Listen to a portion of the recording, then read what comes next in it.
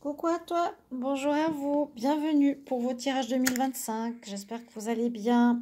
On va regarder pour le signe de la balance pour votre prévision mois par mois pour l'année 2025.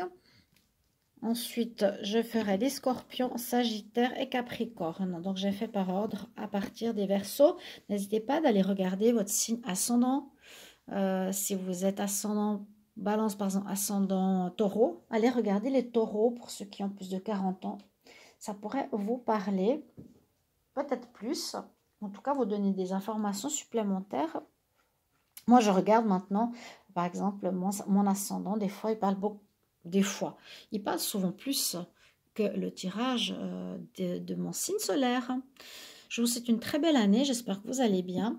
Donc, on va regarder mois par mois ce qui va se passer avec l'oracle des Météores.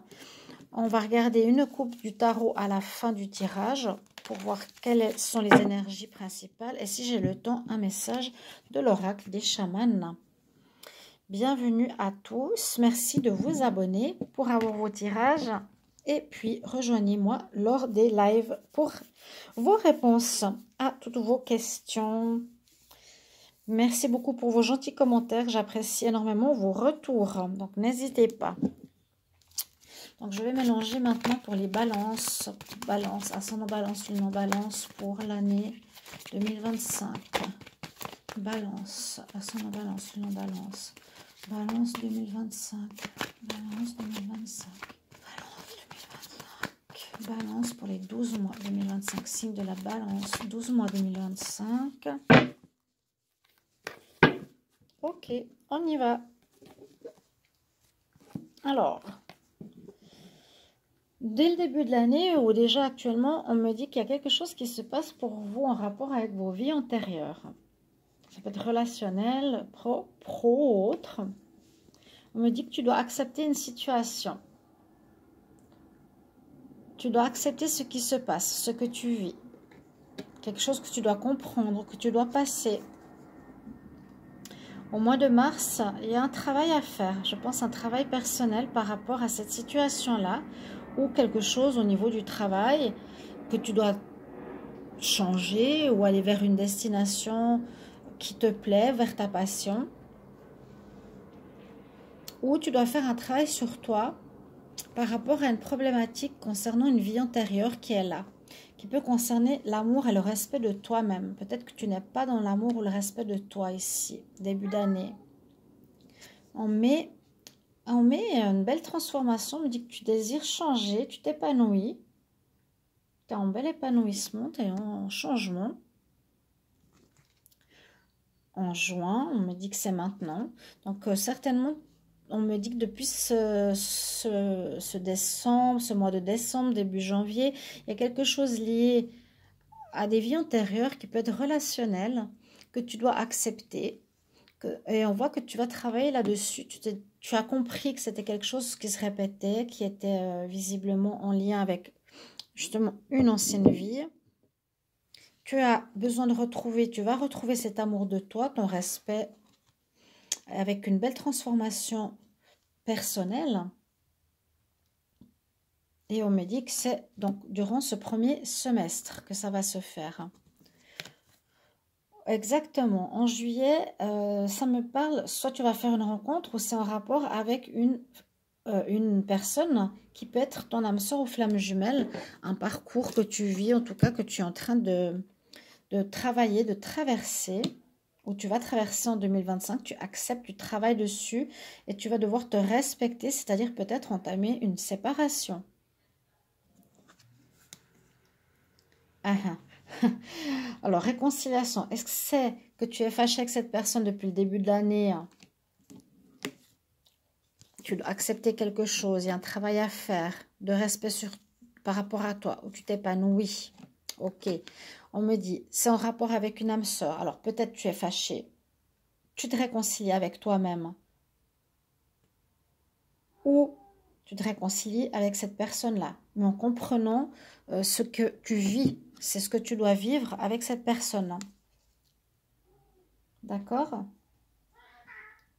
En août, on a l'ancrage.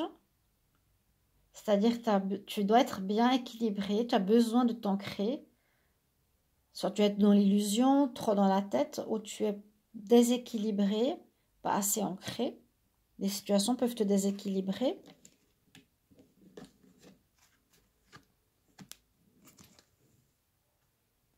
En octobre, tu termines un cycle en rapport avec cette personne, je pense cette âme avec qui tu es.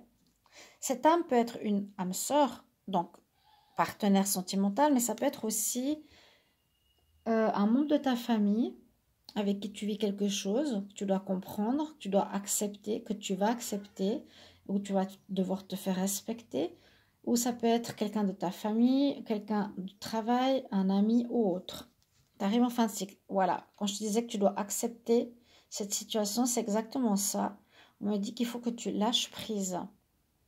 Ouais, que tu te prennes pas la tête. Tu te dis, bah, c'est comme ça, c'est par là que je dois passer, c'est par là que je dois avancer, je dois comprendre, donc accepter. J'ai deux cartes qui suivent un peu ambiguës. Parce que, bon, tu arrives en fin de cycle, tu arrives à lâcher prise, mais le mois suivant, tu commences à te reposer des questions. Bon. Donc là, tu as comme la tête tout à coup qui recommence à penser, à penser, à penser. Donc, prends-y garde. On parle bien de cet amour. Est-ce que ma relation va durer? Est-ce que je vais rencontrer à nouveau quelqu'un? Si je me suis séparée? Est-ce que je me réconcilie avec cet ex et je dois accepter que c'est comme ça? Il y a plein de questionnements, mais par rapport à un amour que tu désires durable. Avec la carte 13, c'est effectivement, comme j'ai dit, quelque chose qui pourrait se terminer. Hein. Ah. Fin d'année, novembre, là, on voit qu'il y a le mauvais œil, la jalousie. Ça peut être toi qui es jalouse. Ou des gens qui sont jaloux de ton couple. C'est peut-être cette situation aussi qui revient dans ta vie que tu dois accepter. C'est possible qu'on jalouse ton partenaire, ton couple. Et puis, on me dit qu'il y aura du changement en fin d'année, là en décembre. Tu vas passer d'une situation à une autre, peut-être d'un blocage à une renaissance ou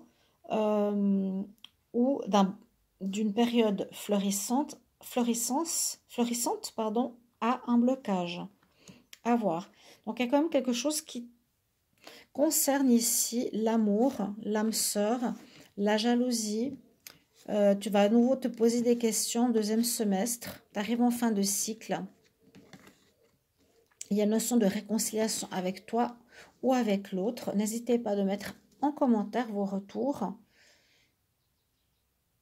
Vous pouvez me dire, est-ce que je vais... Oui, si vous allez vous réconcilier, vous pouvez me dire si vous allez effectivement vous réconcilier avec quelqu'un ou avec quelqu'un d'autre, ou justement l'inverse. Balance. Balance, ascendant balance, lune en balance. Quelles sont les énergies pour 2025? Balance, énergie 2025. Balance, énergie 2025. Vous avez la protection avec vous, donc c'est très bien. On me dit que pour retrouver un équilibre dans votre vie, qu'il va falloir effectivement être très à l'écoute de votre intuition, de vos ressentis, de ce que vous devez faire.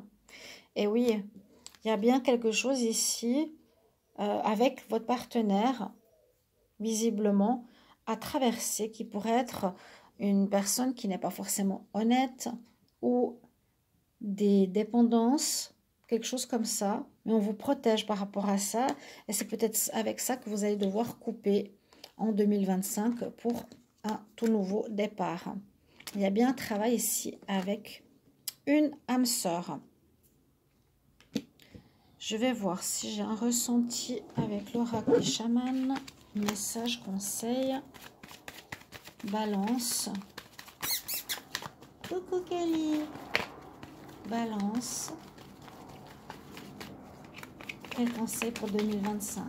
Balance, ascendant balance, lune balance. Quel conseil pour 2025? C'est tombé.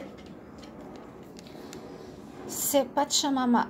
Donc la Terre remercie la planète Terre et ressent ses vibrations. Donc soyez plus en connexion avec la terre, soyez plus ancré peut-être pour pouvoir gérer certaines situations et pouvoir avancer sans être trop perturbé par rapport à ce que vous allez vivre ou devoir affronter. Merci beaucoup pour vos retours et très belle année 2025. À tout bientôt. Bye bye.